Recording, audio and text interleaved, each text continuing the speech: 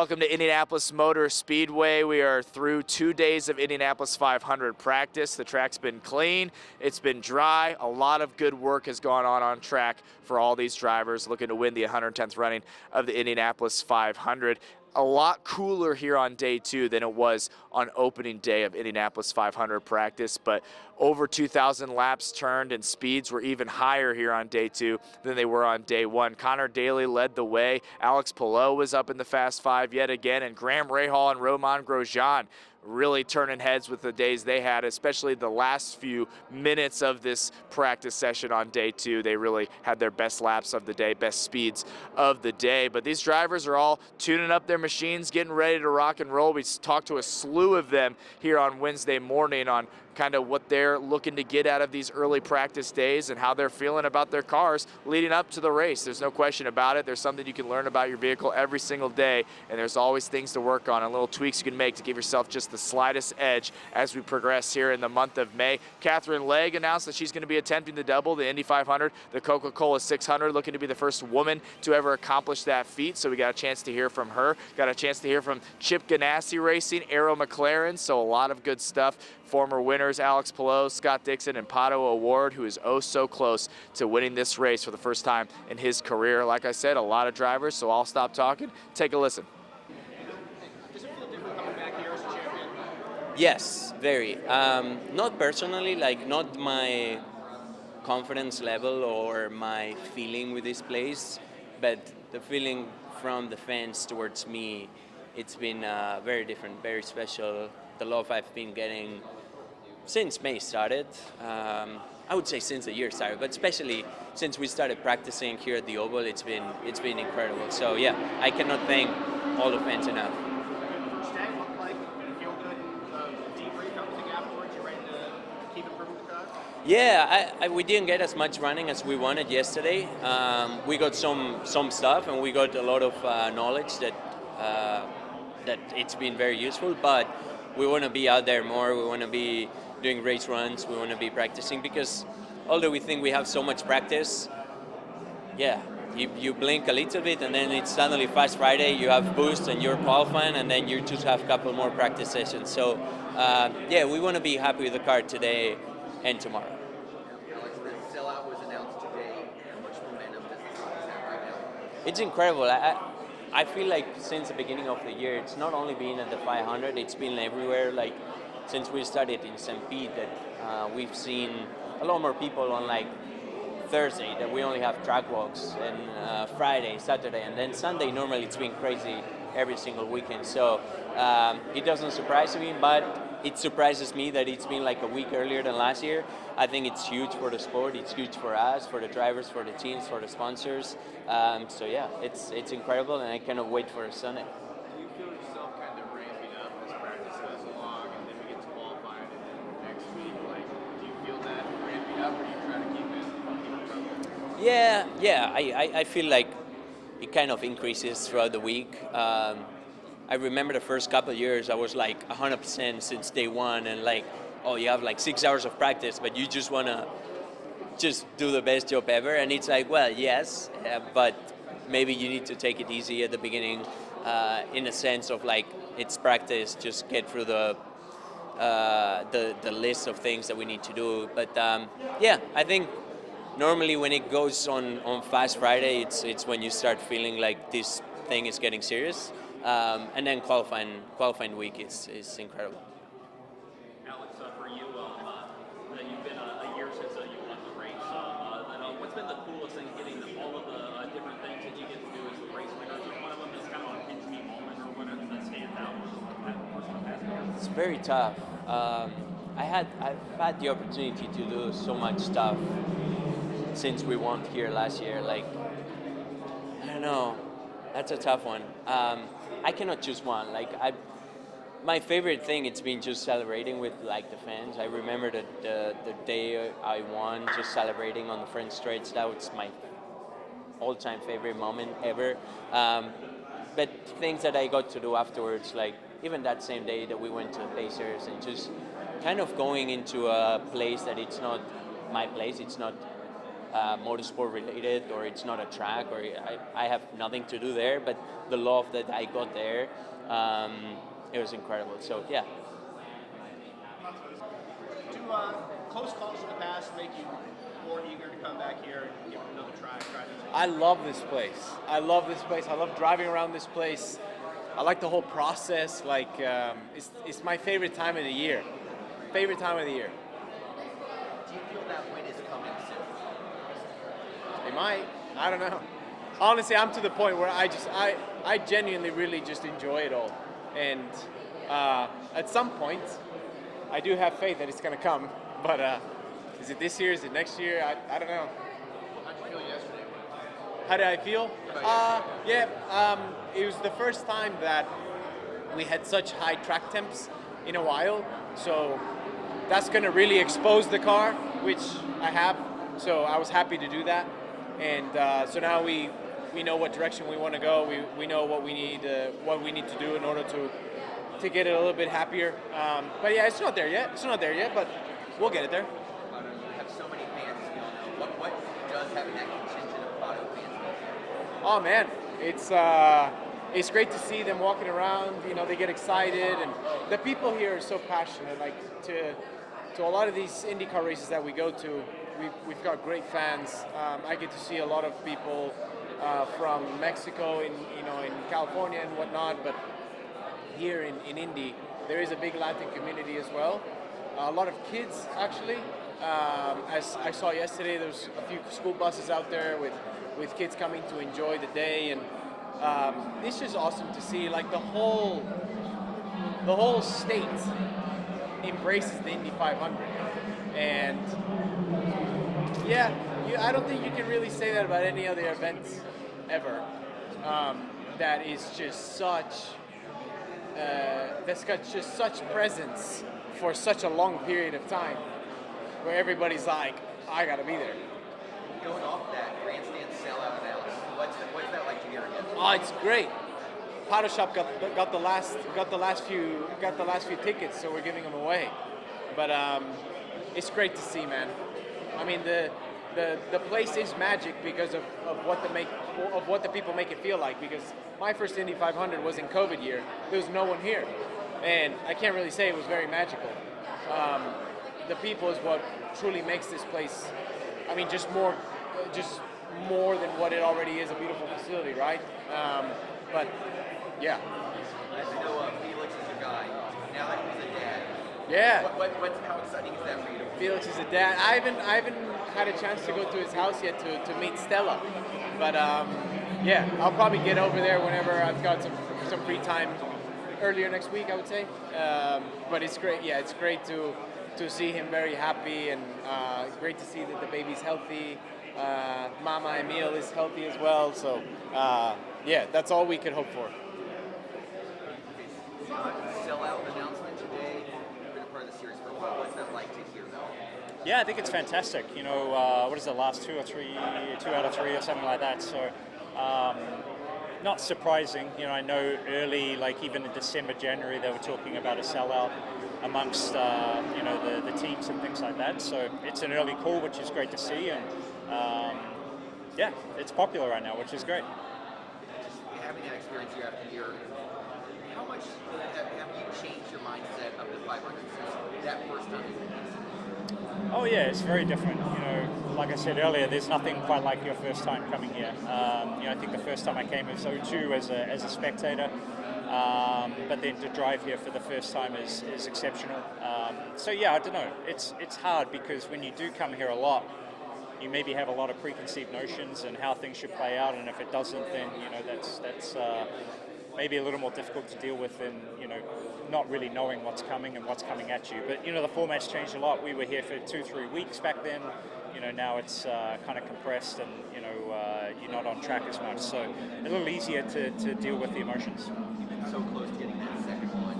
How much fire does that give you year after year? Yeah, maybe too much. I remember talking to Montoya one time, and he's like, "Man, just don't worry about it. Like, it'll come. Like, you're putting too much emphasis on it." But No, I don't think, I think I put the same amount of emphasis as, when we were trying to win our first. So, obviously it's been a long time since '08, but we'll keep trying as much as we can, and, maybe things will align. What Alex has done, I mean, historically speaking, what's that like to watch?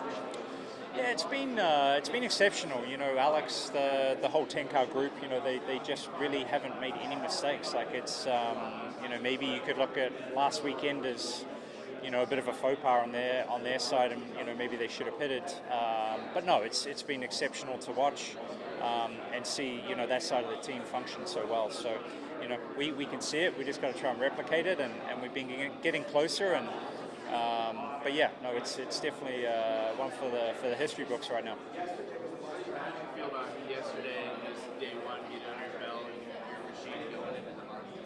Yeah, it's always, we had the test here recently, the open test, and, I think to officially start off, for us, we just run the road course car at the last test. Here it's the first time for that car, actually. It's a brand new 9 car, so just running through the motions. Yesterday was pretty clean. Weather conditions were good. Today looks good. Looks like we're going to get a pretty full week of running, which is fantastic. The difficult part is probably trying to, manage the tires. I think that's really, Firestone have given us a lot less tires this year from the open test to here, maybe 5 or 6 sets less. So I think, yesterday there was definitely a lot of downtime and not a lot of people running. So, maybe today and tomorrow, I think it should ramp up a little bit more. Did you ever consider doing the double? I mean, with Chip, he all had a NASCAR team in the past. Was that ever anything in your mind? It was kind of, loosely talked about. I don't think Chip and I ever really sat down and mentioned or spoke about that. There was a couple of tests. I did the car swap with Jamie McMurray, which he got the best end of the deal because he got to drive the Indy car at Barber Motorsports Park, and I got to drive around Talladega by myself, and that was, might as well have been a rental car, So, yeah, I don't know. Things never worked out. I was meant to do a test on a short track, probably 10, 15 years ago, but it was complicated and didn't work out. So, yeah, maybe in the future, we'll see. What is about the timing of this and the monumental task ahead of you? Why is now the time? Why is it not the time? I mean, I don't know that there is any time is the right time, and now is the time I get the opportunity. What if I don't ever get the opportunity again? So I think I'm in a very fortunate position that I got a ride for Indy again, right? It'll be my 5th time. I think anybody that gets to drive at the Indy 500 is already in a really great position. And last year served me well doing the stuff on the NASCAR side, and I love that. And it's like, it's new and it's a new challenge, and I've got this revived kind of like love for racing. So why not tie both of them together and have this epic day that only 5 people have had the opportunity to do in the past? We know about your ability, you can drive anything, but mentally and physically, what are you going to do to prepare for that arduous task that faces you? Well, we've been so busy over the last couple of weeks that I haven't had time to worry about it. So I think it's making sure you got enough sleep and you're not too overstressed doing everything. Obviously, I've been training year round, so it's not like I need to panic train or anything like that. I have a bank as like a frame of reference from doing IMSA and sports car stuff where we're doing endurance racing. So I'm in the car for 3 hours, then I get out, then I get back in the car. Different, but kind of hoping that that's something I can rely on. Other people have the logistics under control. That's not a Catherine thing. That's above my pay grade, thankfully, because it's not an easy task, from checkered flag to golf cart to helicopter to plane to helicopter to golf cart to driver intros to in the car. My biggest concern is that I'm going to be really hungry. So I'm like, can I put something in the car? What do I do? I know I'll eat on the plane in between the two, but it's going to be just about keeping myself hydrated. We've got IVs and all the stuff that goes on around it. Are you going to reach out to Kyle or anybody that's done it before? Yeah. Pick their brains? So I had Kyle as a guest on my podcast the other day. I think that comes out next Wednesday. And I picked his brains. I asked him all the questions that I had, and his management have also been awesome. So, yeah, we've relied pretty heavily on them and their experience to be able to get through this, honestly. Catherine, I know you probably get annoyed with this question, but just being a female driver, you're now going to be the first female driver to attempt this. Is that make it extra special a little bit? In a way, yes. In a way, I just want to be another race car driver. I think I'm the first non-American to attempt it too, although I feel very American. Thank you for having me in a wonderful country. I've actually spent the entirety of my adult life here, so I don't know that I can claim that stat really. But I think the special thing about being a woman and doing it is that I have Elf on board as the partner, and they're backing it, and they're behind it, and they're, you know, it's a sign to everybody else that you can do anything that you want to do if you put your mind to it. If you're crazy enough to believe in yourself, and you have people that are crazy enough to believe in you too. What's the most miles you've ever driven? And I've driven from Atlanta to Indy. Does that count? So not close to 1,100. I think I don't know about the mileage, but I've done probably in the endurance stuff. I've probably done 9 hours and 24. Yeah. Obviously, you've been so fast here, so much success here, but still trying to get to that mountaintop. When it finally gets here, these couple of weeks, I mean, how amped up do you get? I'm super excited, man. I love being here too. So I'm with my dogs, my wife, everybody's in the bus, so it's like living at home. Although we're inside the super speedway, which is nice. But yeah, no, I'm excited. You know, we've started off this year a lot better than we have in previous years. I feel very comfortable and confident in the car. We're just being very meticulous and very patient with everything that we go through, just making sure that every change is done correct. Every little test item is either a checked yes or checked no.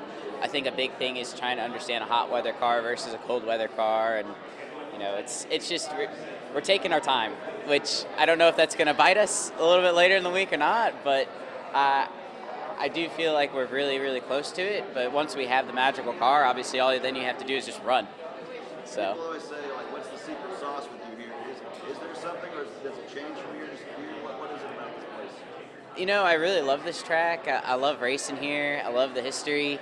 You know, mindset here for me is everything. Yeah, I think to win this race, you really have to understand that it's very long and anything can happen. It's one of those things to where you treat it like any other race. You just sit there and try and survive.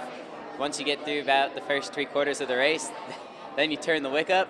I will say, having started all over the grid here, it is a hell of a lot easier to do this from the front than it is from the back.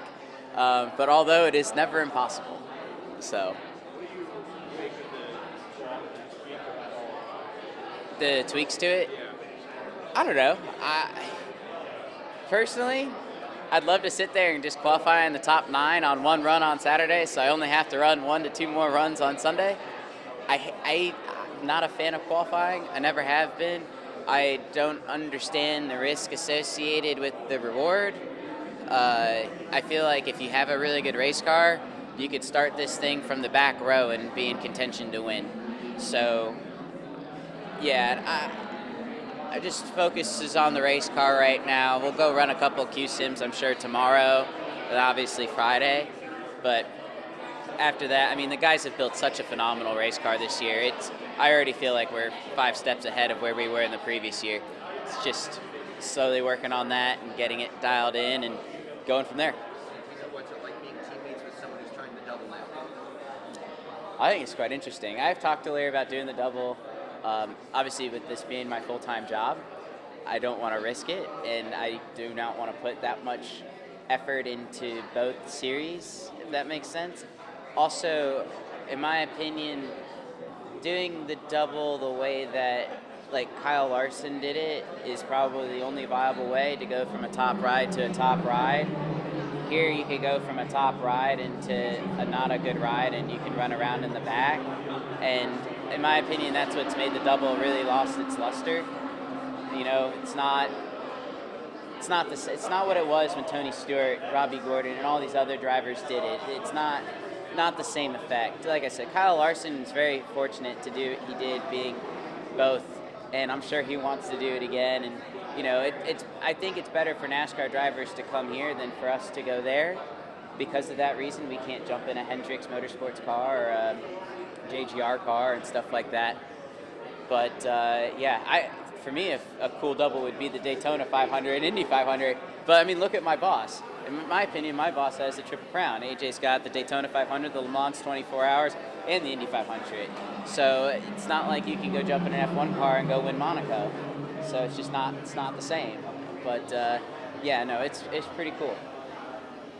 So many times, do you have like your internal clock about each day and how you lead up to it? I know weather sometimes plays a factor.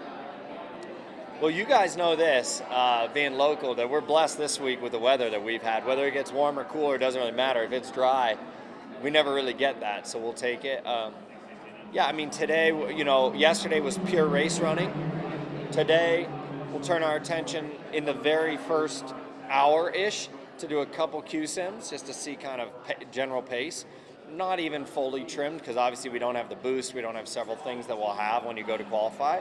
But a couple of those items, see where we kind of baseline out, and then we'll go right back to race running for the rest of the day.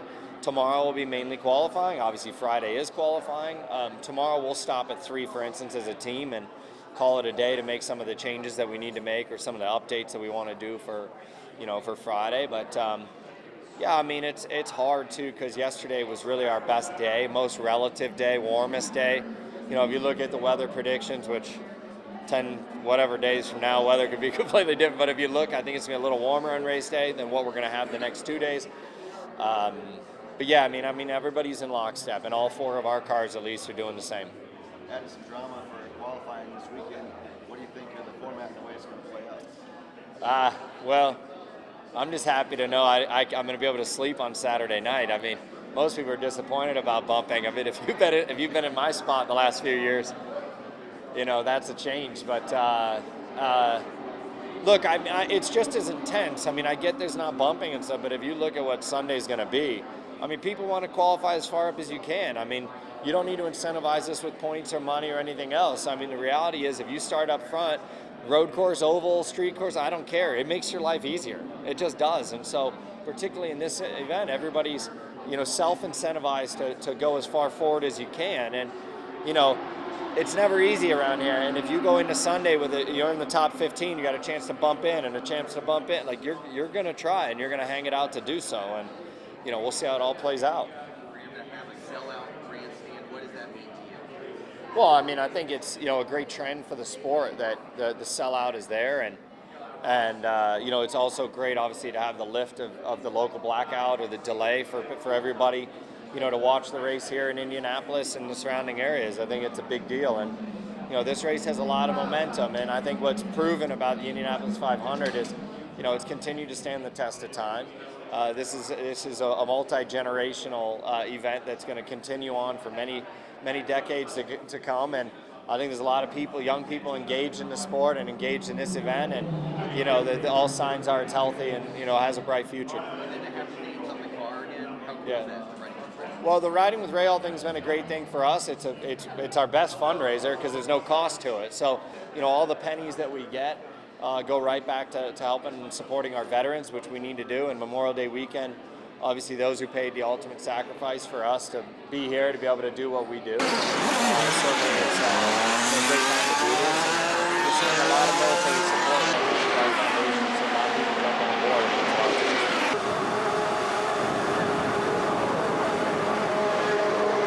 There's going to be a lot of show bits. You guys know what that is. It's awesome. It's the 3rd year in a row. Having the majority of those as a sellout, I think, is awesome. Obviously, I saw the announcement. I've seen it all over the TVs, and I heard the rumor 3 weeks ago that it was probably going to be a sellout. And I think all of us are just excited. Again, I think we all hope the weather is going to be a little better this year.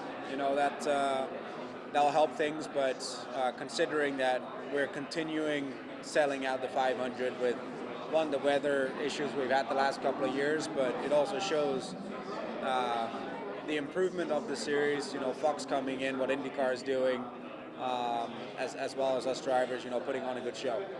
How much momentum do you have coming off the win as you get ready for the next couple days? I mean, right now it doesn't really make a difference. Obviously you're going to go into race day with a little bit of a different mindset, I think. As of right now, we're only trying to improve the package for what we need for race day and for qualifying day. Once I get in that kind of situation, I don't really think it'll make a difference. For you, just having that experience now under your belt, doing this a few times, how much more comfortable are you just with the 500 and everything? Well, I'm never really uncomfortable in any way. I think, every driver in this room would lie if they said they weren't uncomfortable when the car doesn't feel right. But, that's just the nature of driving the car. But when things feel good, and which they do for probably 95% of the time, you're plenty comfortable, and you can still put the car in different positions and kind of explore. Obviously, some of us are better than others at doing that, and a lot of it is the experience. I spent 3 years in the rail car now, trying to kind of unlearn a lot of those things that you kind of got used to in that car, and it does take time. Sometimes it clicks, and I think that's what many of the winners will say is once it clicks, and we're getting there. We're on the right path, and we just need to keep digging. Did you have to get used to oval racing when you came over here to IndyCar? Have you done much of it since you came in? Never done any. Ironically, my first ever oval race was my best race in Texas back in 22. We did end up crashing, but up until then it was by far the best race, and that's a lot of those learnings from that race we've taken into account this year compared to last year, and some of the things that I liked from back then. Obviously, it was with a different team, a different car, but we're starting to apply a lot of those same feels to what I have now, and we're moving in the right direction. Yeah, for sure. I get a ton of fans coming up to me, complimenting it, and it's great to see how much everyone loves the look of the car. Just get another year under your belt. How have you grown in this event year after year? Yeah, it's been just kind of steady progress, building on each year as we go. And I think last year we made some good progress and felt really comfortable going into the race, and especially in qualifying. And I think this year we just got to take that next step, and so far I feel like we have. And now we just got to dial in the car to make the car as good as we can. Just seeing Alex do his thing right now, what's it like being teammates on the inside while that's happening? Yeah, it's pretty crazy. I mean, he's just, he's one of a kind, It's incredible to see what he can get out of a car every time, and so consistently as well. What do you most look forward to in practice, qualifying, and leading up to the race? Like when it comes to the month of May, what kind of do you have your eye on? I mean, Fast Friday is always cool, getting that first run in qual boost.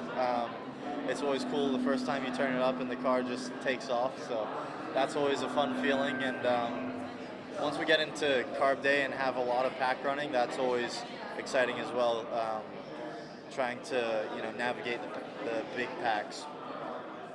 Just after the first day, like how's it feel out there? I mean, it was obviously gorgeous weather yesterday. You don't always get that for the past couple of years. What did you learn the first day? How did you feel going to the Daytona? Yeah, it was a good first day. I think we found a lot of good things, and I don't know that we were totally happy with our car, but our teammates were quite happy with theirs, and so I think we learned a lot from them, and we're going to try to move in that direction and keep making our cars strong as we can. Yesterday was really good for us. I think it was a really strong start. The car has a lot of just natural pace, which is good because sometimes it doesn't, and then you're kind of scrambling. And no, we rolled off very happy and fast, and continued that through the day. So happy out front, happy in traffic, and we'll continue to work on it. It's obviously not perfect, and we've got work to do to stay competitive, but to start competitive and roll off strong is a big help. For the team in general, do you guys feel some momentum after Christian won? What was on here in the Grand Prix leading up to the final? Yeah, absolutely. Very, very happy for Christian and the 7 crew. It's been a long time coming for them. They've been close so many times, and for them to break through was huge, and I think everyone is happy to see that. So it's definitely a good confidence boost for the whole team. Morale is high, and that's really important going into the month of May. So yeah, on the 6 side, we had a pretty strong Indy GP. Christian, obviously, very strong Indy GP, and I think you can feel that when you walk into the office, and having everyone happy and motivated is a big help. To have Ryan Hunter-Reay on the team who's won this race, what have you learned from him over the last, since that announcement was made? Yeah, a huge amount, and it's been really good to have Ryan in the team for more than just the 500 as well, right? Leading up to it, he's been with us every weekend until now. So it's been a lot of fun for me, honestly. It's a different perspective, and you know, we're all the full-time drivers on the team are all very young, and while you know Christian and Pato have a lot of experience in the series, they don't have the experience of being in so many different teams and so many different places and going through the 500, right? So many different times and so many different situations, and having Ryan's experience there, as well as someone that can articulate what he needs and what he's had in the past so well, is a huge help for me, and I think it's a huge help for the whole group. None of that drama, none of that heartbreak. What's the side relief knowing, hey, let's just go out there, get better each day, and go racing? Yeah, it is a little bit of a relief. I think it takes a little bit of pressure off, but ultimately, it sounds funny to say, but like it doesn't change any of our attitude, you know, going into this week. You know, we are preparing just like we would prepare if there were 34, 35 cars, and we were going to be here one way or another. You know, a lot of people have asked me if that was an influence on your decision, and it really wasn't, because, you know, I'm confident in this team. My dream is to race in the Indy 500. My dream is to win the Indy 500, and you know, I'm going to take any opportunity that I can have to do that. So, yeah, I'm excited to be here. I love the group that I'm with. I think they're awesome. They're a bunch of people that I've spent a lot of time with and worked with a lot in the past. So I'm just really excited to get going, and I've been having a lot of fun with it and just want to keep enjoying it and keep moving forward. Does last year seem like a million years ago, or does it just seem like yesterday? It's a great question. A little bit of both, I think. You know, a lot of memories coming back this week and stuff. Good and bad, for sure.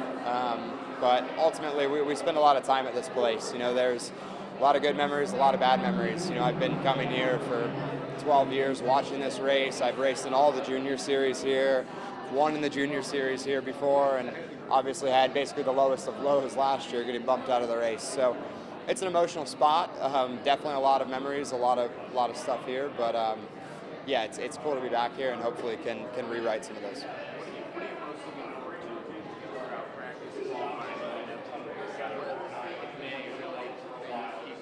I think the race itself, obviously, is the biggest thing. You know, just sitting on that grid and knowing that you're going to race the Indy 500. I still don't really believe it. I'll believe it when I get there, for sure. But last year was super tough. You know, I went through everything. I went through all of these days of practice. You know, I went through qualifying, and then, you know, Monday, that practice day, was the first time I wasn't in the car. And you know, I definitely felt left out. I felt like, you know, I could be there. I was running with these guys all month, all week, and I could be out there. But yeah, it was super tough. So just to continue that through qualifying and into the race is probably the biggest thing, for sure. To sell out this year in the grandstands, what's the excitement level just as a driver when you hear that? Yeah, it's amazing. You know, I've come to this race, I think my first time was the 98th running, I think, back in 2014, I think that was. So, yeah, it's just, I've been a huge fan of this event my whole entire career, and just, it's the best day, the best week, the best month of the year, period, to be spending in the race car, it was very cool. Obviously, we are on speedway cars now. Open test, we had a different chassis, so just trying to get a baseline, feel everything, see if everything's okay. I think we had a good run on the open test, so yesterday was just like today, everything's okay, and tonight today we'll get into traffic running and a little bit more stuff. So many other races, you show up, you practice qualifying races. This is much different. How are you pacing yourself? Yeah, like I said, yesterday was a good day just to get all the baselines right together with the team. We know we have a long couple of days ahead, just taking everything step by step, respecting the steps that we need to do, and obviously for myself, just understanding the track as well and respecting the place, just taking everything slowly, and hopefully we can build up. How reassuring is it to know there's no bumping this year? You're in the field, you just got to go out there and handle your business and try to learn as much as you can before racing it. Yeah, I mean, I think either with the bumping or without, the team, they have a very competitive car here, so I wasn't too worried about that. It's just for me trying to understand and how to be quick around here. I think we did a good job at the open test, but obviously it's a long way away still, the qualifying and the 500, so a lot to do and a lot to work on.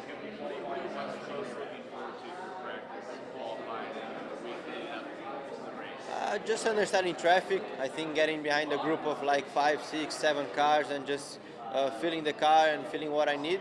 That's really different from driving by yourself. So just for me trying to understand and see what tools do I need and what balance do I need to adjust to. Latest Brazilian driver to attempt this. You know the history with motorsports in Brazil. What's it like to keep that legacy going? And obviously, what's it like to support for TK and Elio and all those guys? It's amazing. We have a lot of really good names: Emerson, Gil, TK, Elio. For me, it's an honor to be representing Brazil and also to be racing against Elio, like running for 5. It's pretty cool. So just for me, it's trying to understand the race and do my best. Your teammate now doing a double too. How exciting is that for him? Yeah, it's cool. I just saw the news this morning.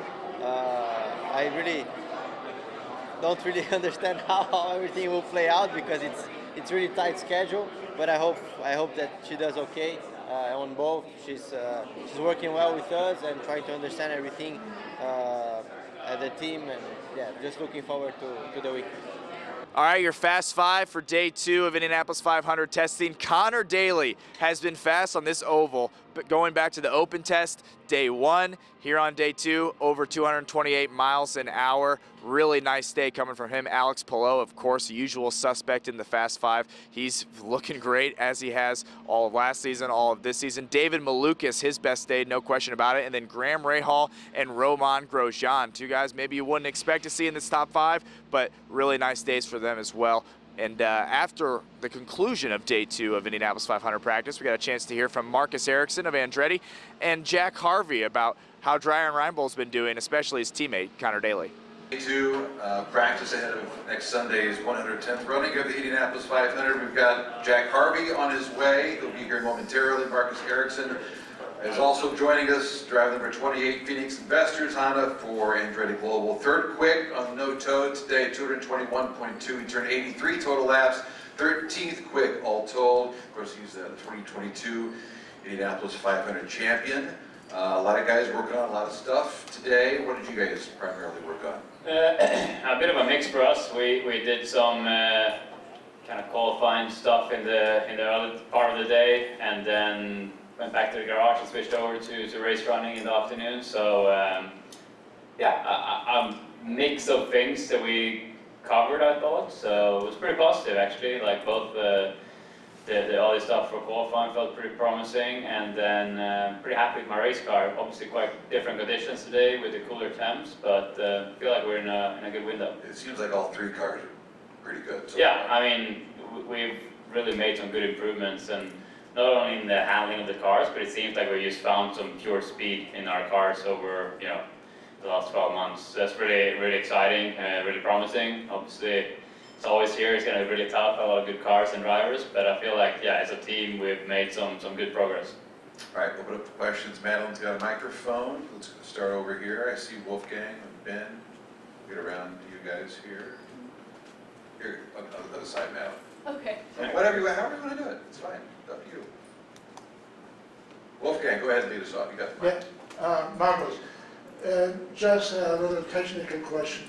In case qualifying will be run under cooler temperatures and the race in hot condition, is this a problem concerning the setup for the car? Yeah, no, it's definitely challenging. Yesterday and today makes the car behave in quite a different way with the ambient and track temps going down quite significantly today. So it does create different behaviors from the cars, and in that way, I think it was nice that we had, yesterday the way it was, and then today a lot cooler, because it gave us some good data on how the car changes from day to day and those different temperatures. So looking at qualifying, it seems like it's going to be warmer for Saturday and Sunday, but obviously here in Indiana, you never know until you wake up in the morning. So we'll see. But yeah, it's definitely been interesting today to see how the car behaves in these cooler temps. What do you prefer personally? I think we're good in any conditions, of course, but if I pick something, I think the hotter temps is good. Yeah. The hotter temps usually makes it difficult, so if you have a good car, the hotter and slicker the track is, the more difficult it is. So it sort of separates the good from the medium good cars, let's say. Hi Marcus, James here with Diveborn Motorsport magazine. I was just wondering, it got pretty windy this afternoon, especially coming through turn 2. How much did that affect the handling of the car, and is it something really useful to think about? Yeah, it does make it quite tricky around here, especially like it's quite gusty, so you have wind gusts, they can really like upset the balance of your car. So that's something you have to take into account also when you make different setup changes. That how was the wind? Was it more gusty or not? Or not when you were out compared to previous runs, but you could definitely feel it today. Turn 2, also turn 3, when you sort of turned into the headwind there, it was depending on the strength of the headwind, it was sort of behaving differently. So it's always something here you have to keep an eye on. But yeah, today was on the trickier side with that, I thought. And this place has given you some amazing days and also some very challenging ones. How special is it to come back every year with such an amazing place, and to be, and the 110th running is also going to be sold out as well? Yeah, I mean, it's always super special to be here every year. It's it's the best place in the world to drive a race car, and for me, obviously being a past champion, it's makes it even more special. And seeing also the momentum in the sport right now, and like you said, it's a sellout already, and just thinking about that towards race day, it's going to be an amazing qualifying weekend first of all, but then going to race weekend as well. So always the best time of the year. Let's go to Bruce, and then Chris after that. You're going to get a chance to experience a wide variety of weather conditions, and one of the great things about the full week of practice is you're prepared for almost anything on race day. So just how valuable is that? I think I just answered that, right? I can do it again. Perhaps, but no, but it's going to be like I said, yesterday was very warm, very nice conditions, and then you get a read on the car then, and then today with the wind and the cooler temps, it really changes the behavior of the car. I think it was good for probably all teams to sort of see how the car changes in those different conditions. I think for us, we learned some good stuff from it, got some good data for it, so that's just going to help us going into qualifying, but also for the race, because that's a problem when race week, we don't get that much practice, and the temperature can change, and it's not like you have a warm-up in the morning before the race. You have to roll out with the race car and trust your team, and then trust the process you have to pick your setup. And around this place, every little thing you do on the setup makes a big difference. So temperatures is definitely one big part of that. And has the first 2 days been all race prep?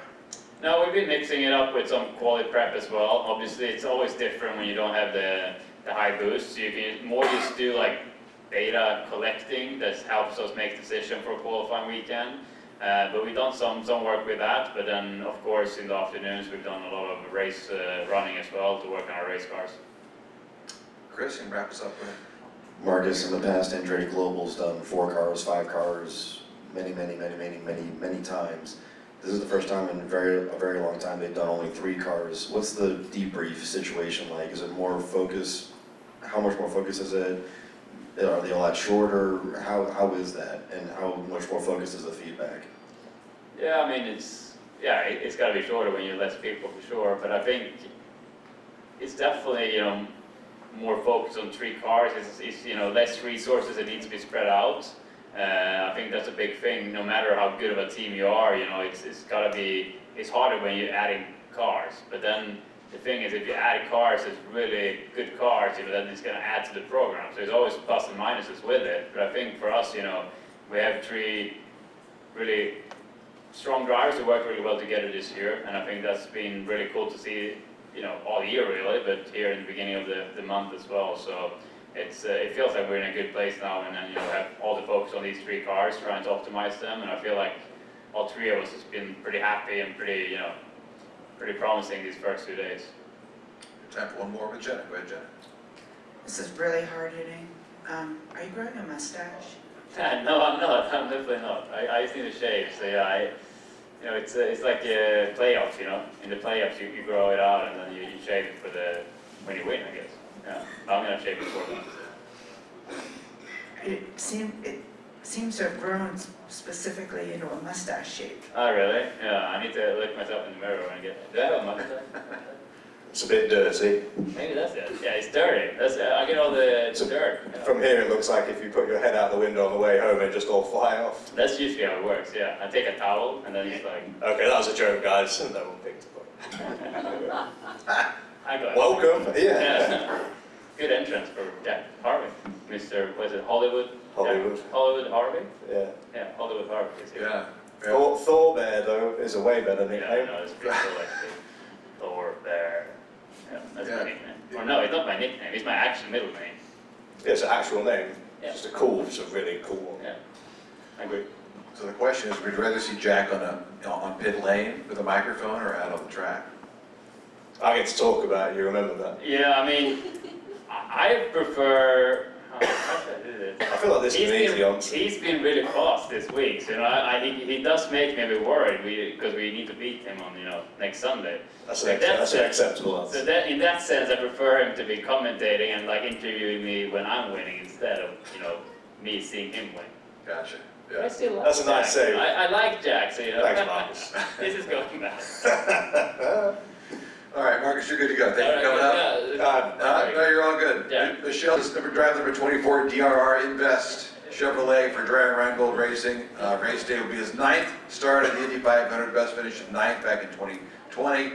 7th quick no-toe today. Some 79 laps, I think, turned today. So a lot of work for you guys. Nice. What'd you learn? Yeah, what'd you learn? What did we learn? We did some science experiments early in the day in qualifying configuration. Certainly not a max of what we can do. We were actually quicker yesterday, but one of the things about a single event team is we have to really be able to trust all of our data sets and everything that we're seeing and the softwares that we have available. And I would say we're still trying to validate some of that. I think what that meant was we just did some data gathering, and then the knock-on effect is we're probably a set or two behind on some of our race running, but then once we got out there again in traffic today, from when we rolled back out to rolling back to the garage, I thought we made really pretty decent progress. So yeah, overall feeling pretty happy. Both cars look really good. Yeah, I mean Connor was flying this morning, and I mean he has been every day, in all fairness, and been teammates with Connor second time at least. First time was in 2013. So I've known this guy a long time. I know how good he is, and certainly very talented, and deserves to be racing more than one time a year. And nice that he's showing it. Open up for questions, Chris, and then Austin, Zion, and Ben after that. Go ahead, Chris. Jack, unless something's changed with the cars, how much do your notes from last year actually help with this year? Is it almost entirely similar, or is there something crazy that's been changed, like a Firestone compound or something like that? No. Nothing really. I mean, I don't know if specifically what you're referencing, but I mean, at least from my side, it doesn't feel a lot different. I mean, it's been a year, so it's not like we're doing this every weekend to really dive into some of the minor details, but I mean, everything feels in a decent window. We were good last year, and so far this month we've been pretty good again, so. Of all the things you had to work on Tuesday and Wednesday, or yesterday and today, how much have you been able to get through all your program, or you got through everything? I don't think anybody ever quite gets through everything they really want to do. One of my favourite parts of any engineering meeting is the here's what we want to do, and then it's the here's what we're actually going to get through. They're two pretty different things normally. I mean, pretty satisfied on the whole. I mean, there's a lot of track time. Don't think typically we have enough tyres to fulfill all of the track time that is available.